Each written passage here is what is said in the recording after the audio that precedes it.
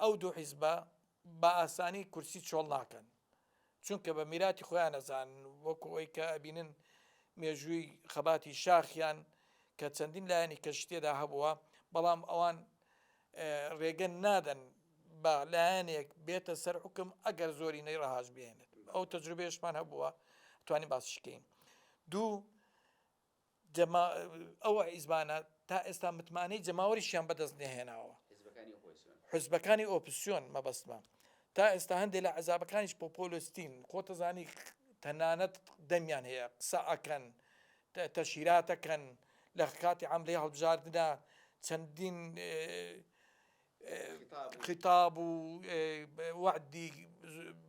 بێبەڵێن و ئەوانە ئەدەن بەو خەڵکە کە دوای هەڵبژاردن تەواوە بێ کورسی بەدەست دێنن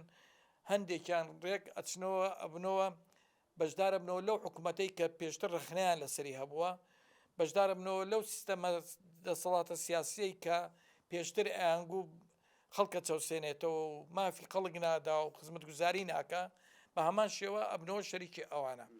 کەواتە ینی ئێمە بەڕاستی نە ئۆپسیۆنەکەمان ئۆپسیۆنێکی ڕاستەقینەیە